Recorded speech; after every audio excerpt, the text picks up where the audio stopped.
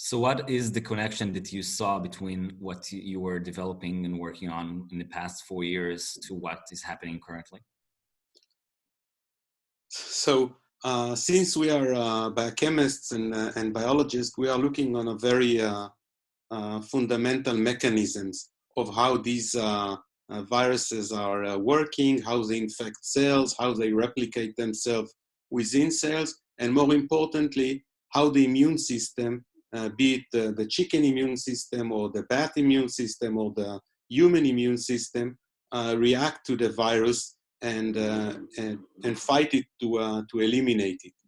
So because we are looking from a very fundamental point of view, then we can find many, many similarities between these viruses, even though one infect chickens and the other one infect humans. And the vaccines that we are developing is actually targeting those common mechanisms that are common for both viruses, those that infect humans and those that infect chickens.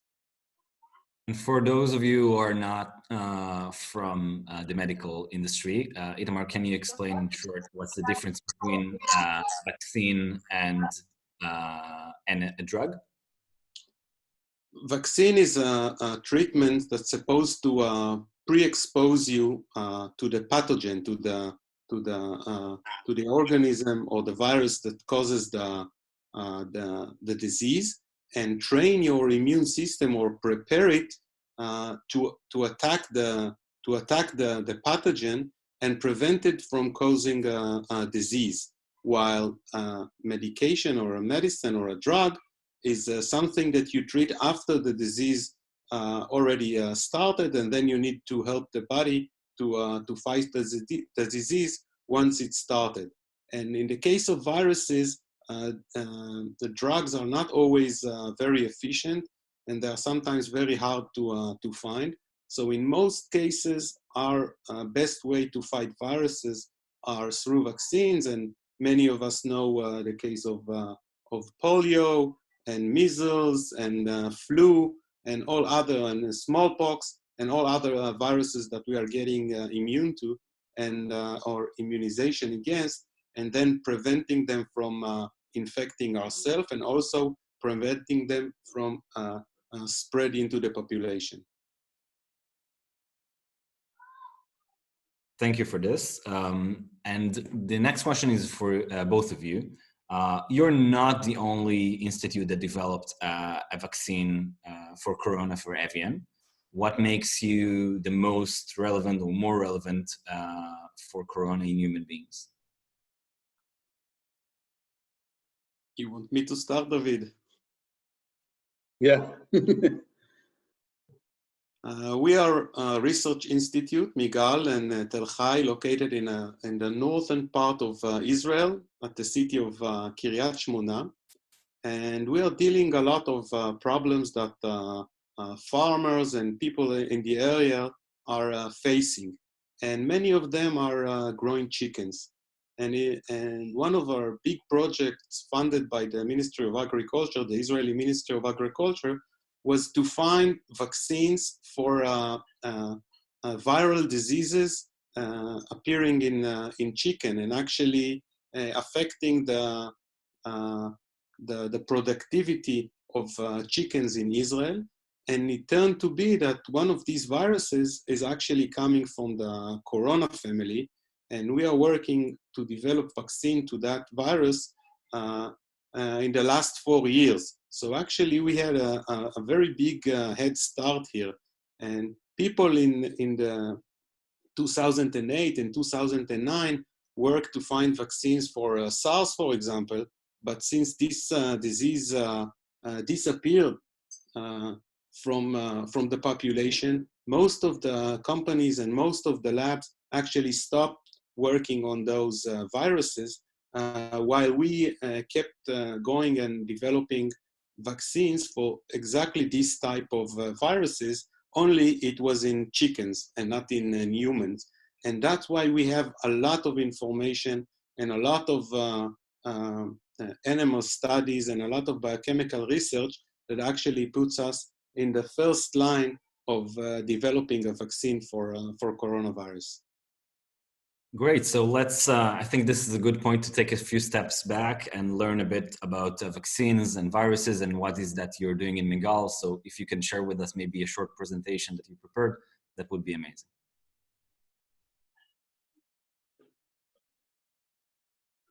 Okay, hope you all see the presentation. So some word about MIGAL. MIGAL is, as Itamar said, we are the largest research institute in the Galilee.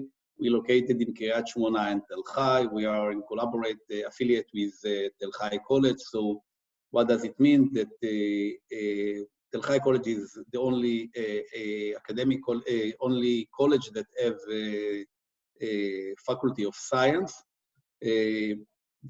Most of our researcher in MIGAL teaching in Tel Chai and vice versa. There are not research labs in Tel Chai. So we have almost 300 employees, almost 76 from them are PhD and professor. We have almost 41 research group, and our aim to be a powerhouse to collaborate with industry. And actually, we are called ourselves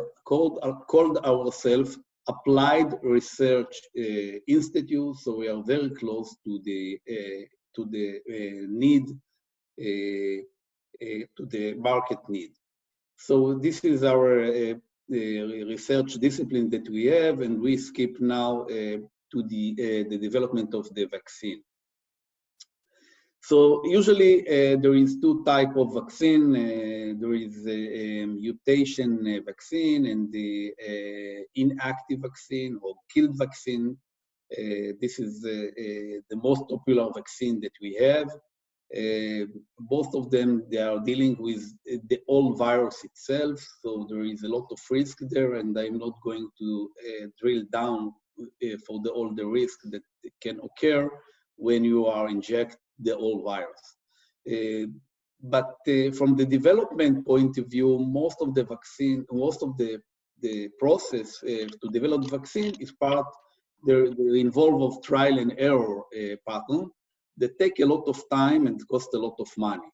The idea here that we develop here, as Itamar started to say, this is something that we get the fund from Ministry of Agriculture as a research institute, and actually most of the commercial company ignore this area of development, such epidemic vaccine or epidemic vaccines. So the uniqueness in this area, and this is also a uniqueness in MIGAL at all, that we are working with a multidisciplinary team. So although they are a different group, they are working together. And here in this group, it's most of the people come from the biological department. So we have Professor Jacob Spitkowski that has almost 40 years experience with virology and the avian area. We Dr. Ehud Shachar, Chen Katz, that is developed the vaccine itself. Itai Bloch that came from computational chemistry, and this is really really unique and they give us a lot of advantage, this, and we talk a little bit about it later.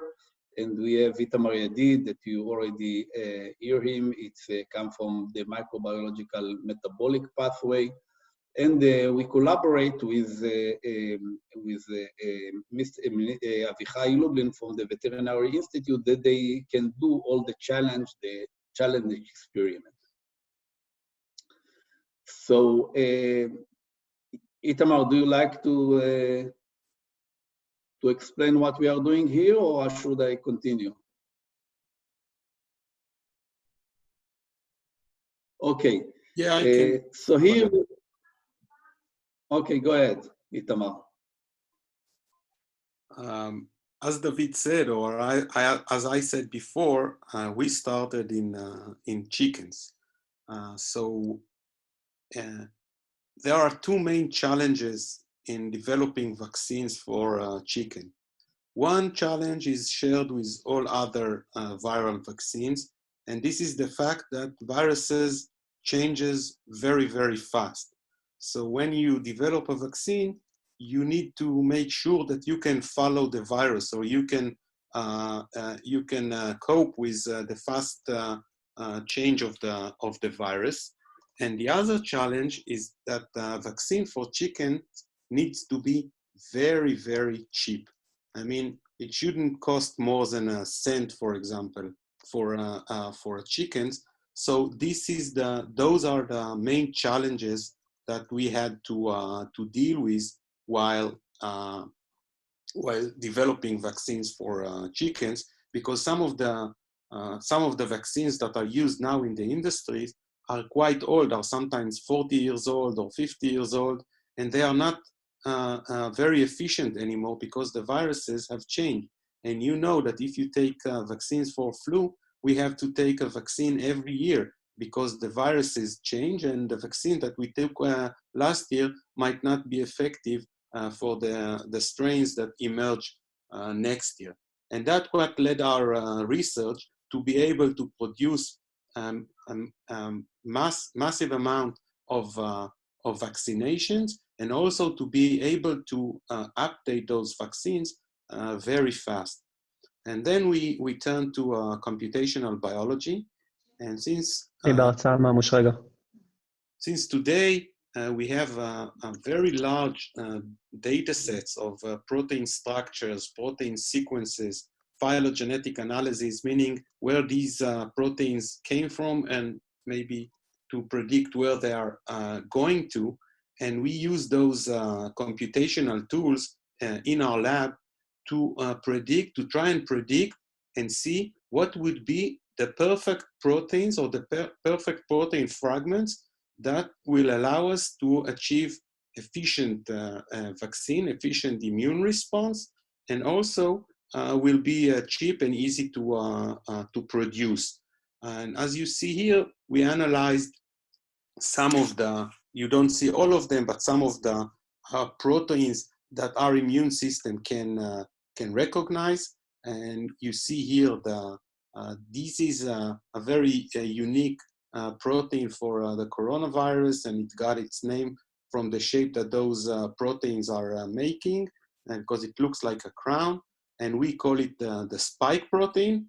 And we took this spike protein, looked deeply into it, and decide what part of it to use to develop the vaccine. But that was not enough. David, can you switch the slide?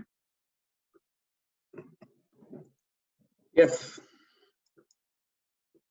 That was not enough because proteins are not easily transferred into the body.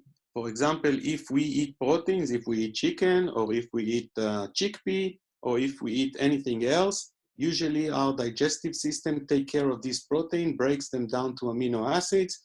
Our digestive system absorbs these proteins, and now we can build our own proteins for muscles, for skin, for everything else. But this is not good for the immune response. Somehow you should present those proteins, antigens, to the immune system, so it will make antibodies or develop other kind of immune responses. And the usual way to deliver proteins, to present them to the immune system, is by injection. And that way you bypass the digestive system and you deliver them straight into the blood or into the muscle. But this is not very applicable in chickens, because you have to inject tens of thousands or millions of chickens every time, and that costs a lot of money. So we had to think about different delivery methods to immunize, not with live viruses, but with proteins. And there came a very sophisticated, we found a very sophisticated delivery system that actually can insert these proteins intact into cells, And this is our special carrier, a special protein that we are using. And what this protein is doing is actually delivering the antigens intact into the cell, so the immune system can recognize it as a viral protein with its native shape and develop a protective immune response against it. And this whole combination actually solved our two problems. First, we now have a very cheap delivery system, very efficient delivery system. And second, by fusing different protein to this carrier each time the virus is evolving or changing, is enabling us to change or update the vaccine very, very fast. And this is this modular system actually allowed us also to do the adaptation between the avian vaccine very fast into the human vaccine. We just had to replace very few components of this system, so that that vaccine now might or should be tested in its ability to elicit a protective immune response. Now, you're a research institute, so how come that you can get to the market as fast as a commercial company? It's a good question.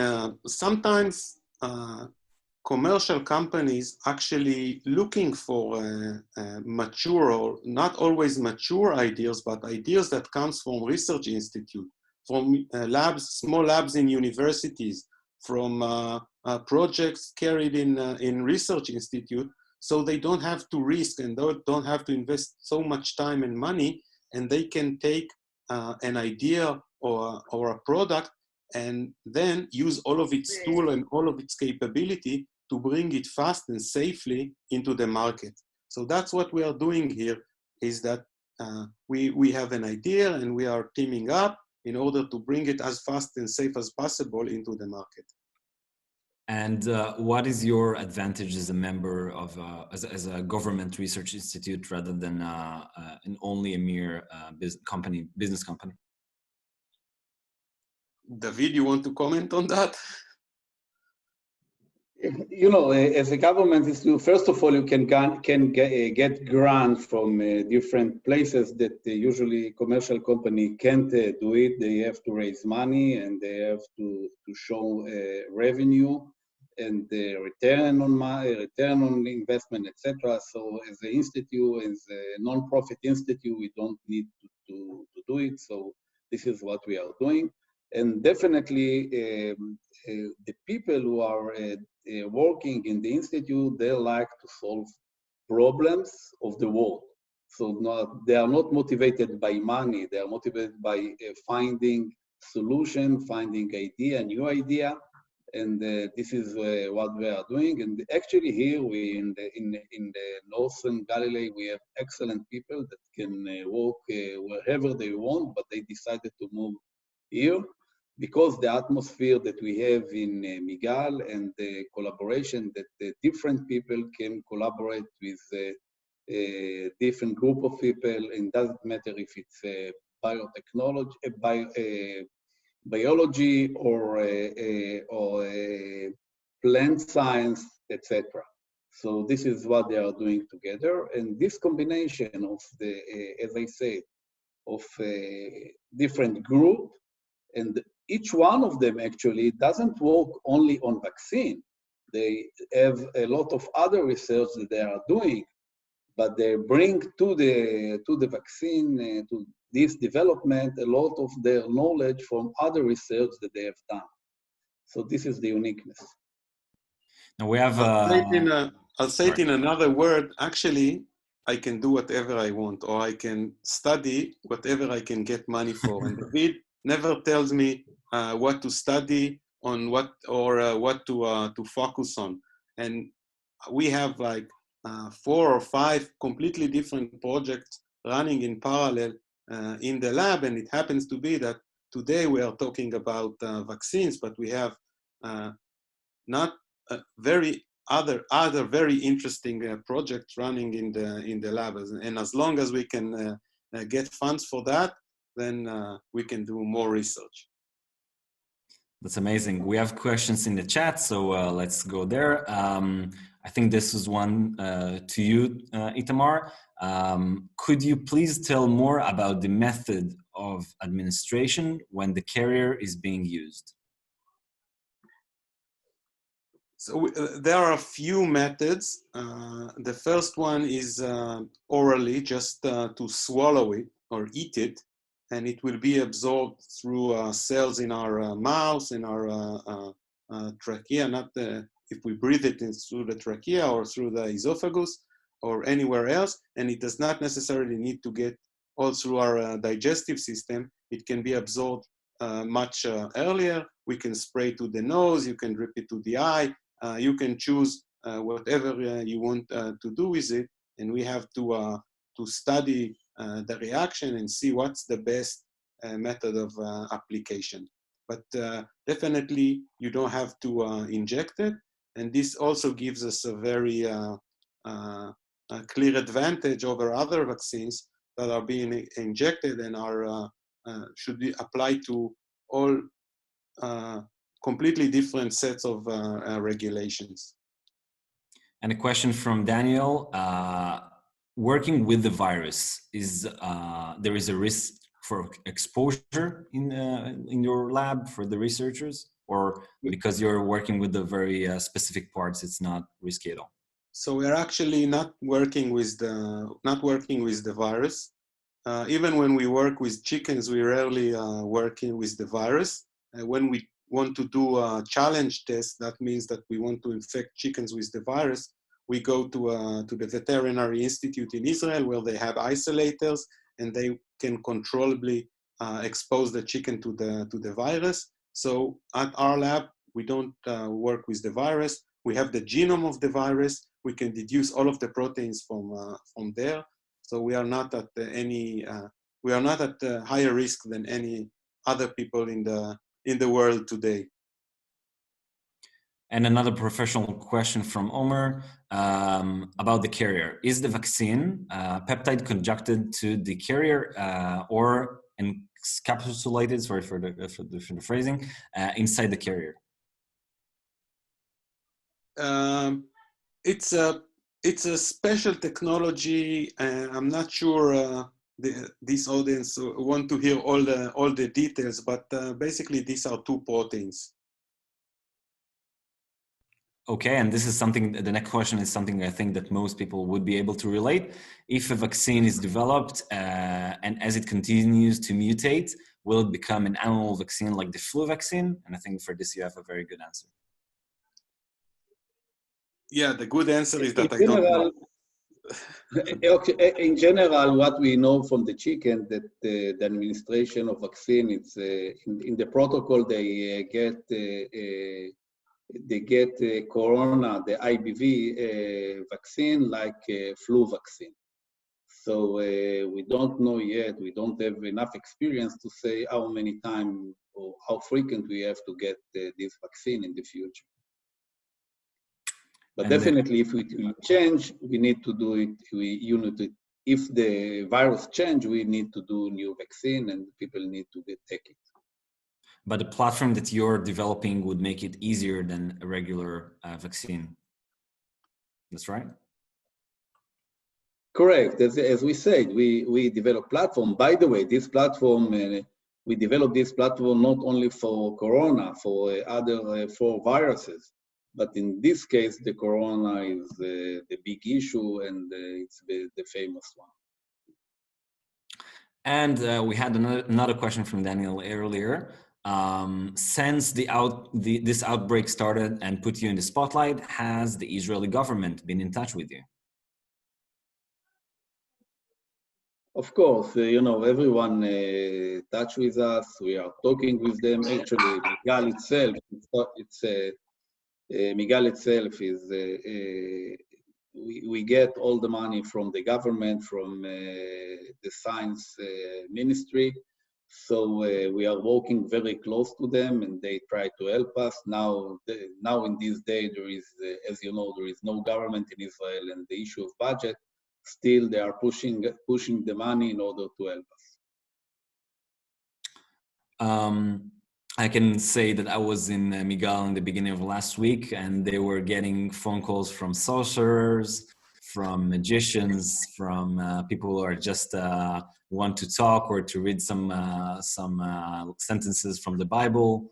So they are getting, I think you added like 2 or 3 more people just to handle the amount of inquiries in the LinkedIn, email, phone calls, and people are shouting there and trying to work, but it's definitely put them in the central of a lot of attention. So if you guys have any more questions, you can write them in the chat. Meanwhile, we'll continue with some more questions that we prepared before. They were asking, okay, Danielle asks if foreign governments has gotten in touch as well. Yeah, we are talking with, we are getting calls from all over the world. Actually, tomorrow we have a big discussion with the European Parliament that we are going to talk with. So this is a problem, and everyone like to solve it. And if they can put end, they give us end. So now we are, most of the time we are talking, and we try to let the science to work. And the next question from Bruce, is there any guarantee that there will be a vaccine developed, as there is none for HIV? That's for Itamar. I'm pretty sure that there will be, because as we know, in the case of chickens, we can develop efficient vaccines against coronaviruses, and they are not using the same mechanism to infect cells, or they do not attack the immune system itself the same as HIV is doing. So I'm pretty confident that sooner or later there will be a vaccine for corona. I like to add here something that in general, what you are doing when you are develop a drug or vaccine, you are using animal model.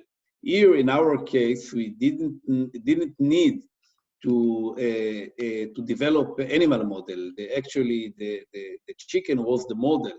The chicken infected by the virus, and we did all the experiment like in the patient itself, and not the model. So this is give us a lot of advantage regarding the prediction of the results from the human vaccine. What do you do in order to speed up the vaccine production right now? Actually, we are working in parallel. Usually, when you are develop a drug or vaccine, you have to work in serial, because after you pass one risk, you are jump to the next risk. In our case, we are doing everything in parallel. Let's say that we are doing animal study for efficacy and animal study for safety at the same time. We are not doing it in parallel. And at the same time, also you produce the vaccine on a GMP facility that we can then, after you must produce it in GMP facility in order to give it to human. So we are GMP, doing all this in parallel. Governmental is an approval for everything that is being developed in the institute to work to humans. No, it's not like this, because we can't produce a vaccine for human in our labs. Usually you need a GMP lab, and we're going to subcontract this to another company that usually this is what they are doing. They are doing subcontracting to other pharma company. But as Itamar said at the beginning, because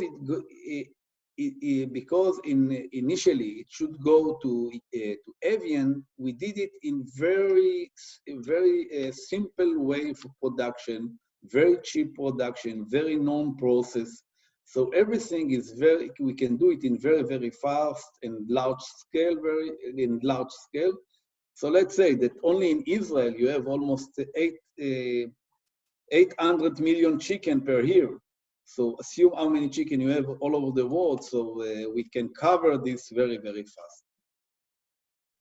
And another question from Doug, does the vaccine require individual administration, as in an injection, or is it a global delivery mechanism, like in food additive or aerosol possible? In principle, it can be administered globally, but when you are applying a vaccine, you want to make sure that everybody got it and they got the correct dosage. So if it's a huge outbreak and you have to cover huge areas very, very fast, it can be administered globally. But I think that the preferred method will be to do it individually.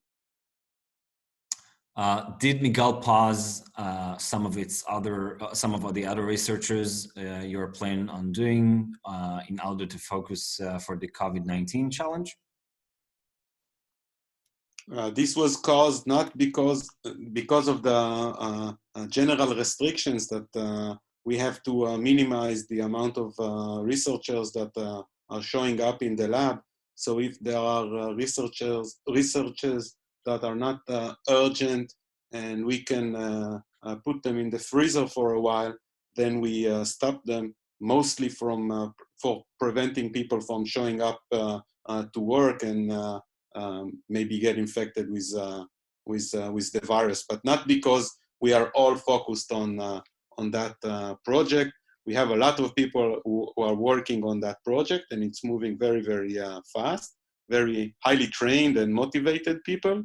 But other projects are, and also we have to keep teaching, and we are teaching using the same methods that we are talking now, and that's also a challenge.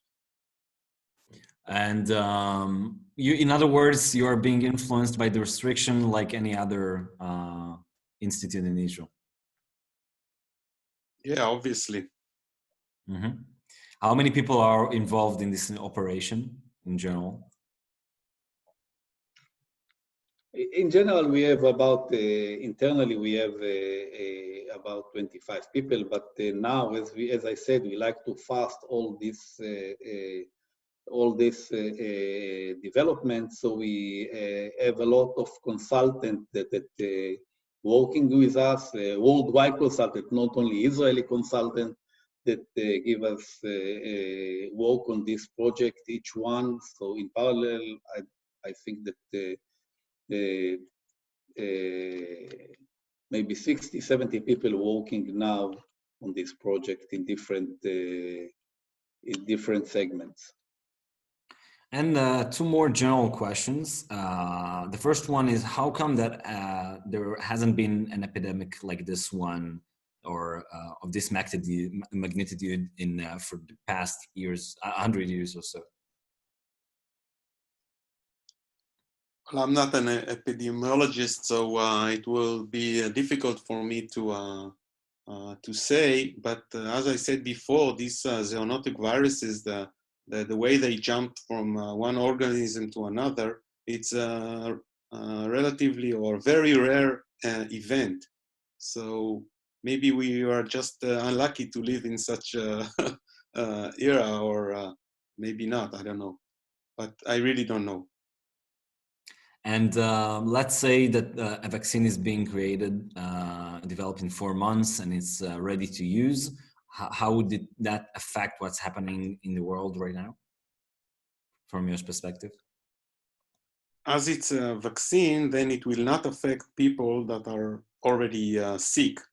And sometimes it takes a while for the body to develop the immune response. So it will take a while, but for sure it will protect most of the population against being infected, at least at that round of mutagenesis.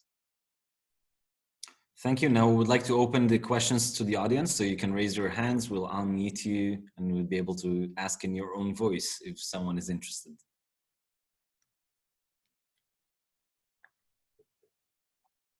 or you can write in the chat as well.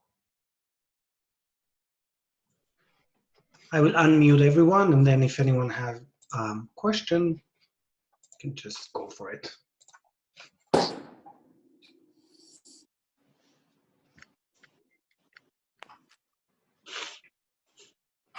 It's cold. Don't drink anything cold.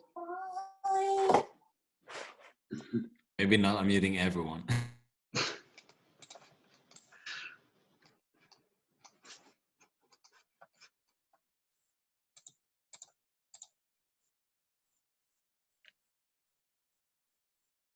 Working every day in the past weeks since this outbreak.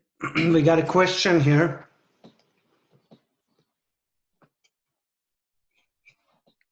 Can you hear me, guys? Yeah. We got a question from Danielle. Do you feel any pressure to produce this fast now? Yeah, obviously there's a pressure. We all read the news. We all look at the numbers, and we feel responsible here, and we know that we have a mission to complete this very, very fast, to be able to immunize as many people as possible. I don't say pressure. I think it's we have ambition. Motivation. To find this motivation, ambition to be in the market very, very fast, and because the way that we develop it, hopefully we can the regulatory authorities reduce the demand for what we are doing and the follow-up of the people, and we can give it to human as fast as we can. Actually, it's in general, it's protein, like you are drinking protein after you are doing jogging, etc. So we feel very comfortable with it. Now, because many of the EDGE members are business people, can you maybe shed some light about the business efforts or challenges that you're facing in order to take it from research to the market? Well, of course, we have to raise money, and now we are in the process to raise money, and we are looking for smart money, actually, that we can do it fast. We are not rushing because currently it's not cost us a lot of money, but I believe in a few weeks when we like to go to a clinical trial, we need much more money. So this is something that we are looking for. But in general, I think that we are much more flexible because we are a research institute. We are much more flexible than a regular company that has all this department and people, etc., and budget issue. So we are working very, very fast. And you're establishing a designated company for this operation?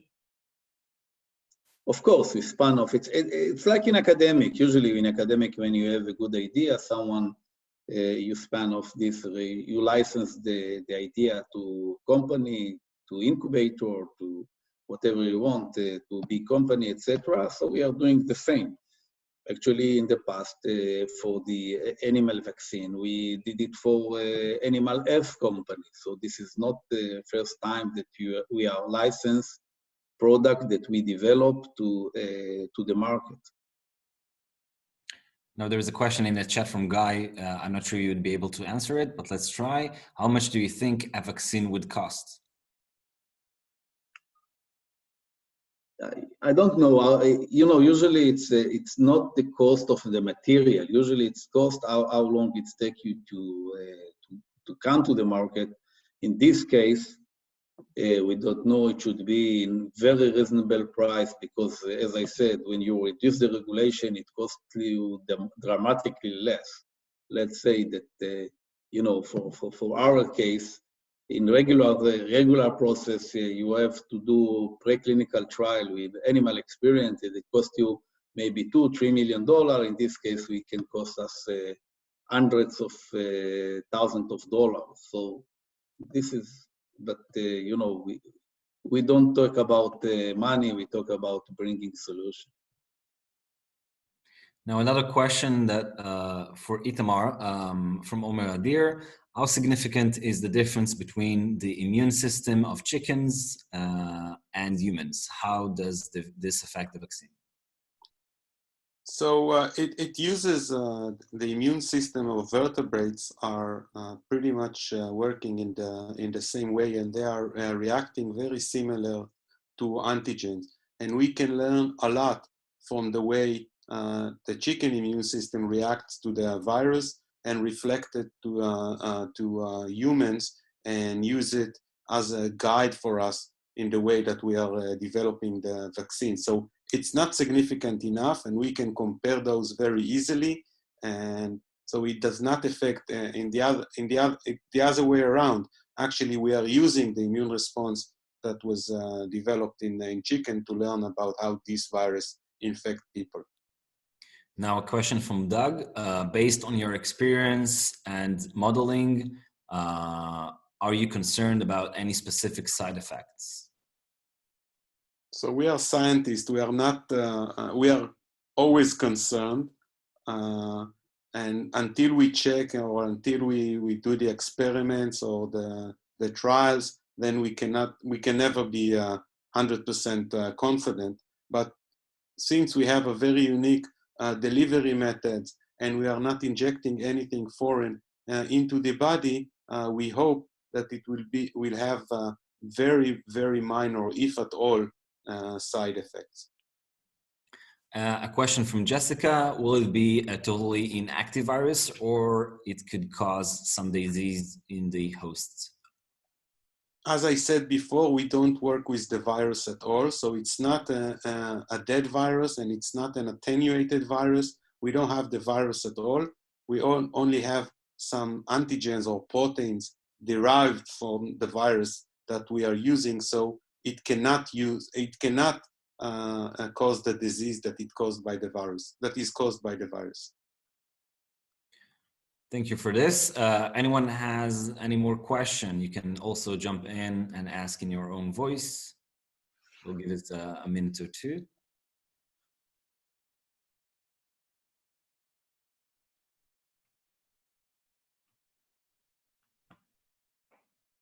All right. So we'd like to wish you a lot of luck, and thank you for working so hard in the past weeks and also in the past years, because I'm sure you're working on this and on many other things that affect a lot of people, and sometimes it's not receiving as much attention and coverage from media like such an outbreak. And we very appreciate you putting some time to talk with us, and we are looking forward to seeing you succeed. Thank you very much. Thank you, Omer, and thank you also for your support. You jump in and help us a lot. Omer stop his all work and help us in MIGAL with some stuff, some task, and they take it very seriously. Thank you very much, Omer. Thank you. Thank you, the Zigdon family. Thank you, everyone, and thank you, Itamar. Thank you for finding the time to join us, and Omer for leading that. And I wish you and all of us, good luck and find a solution as fast as we can. Amen. Thank you, everyone. Good day. Thank you, Itamar. Bye. Have a nice evening.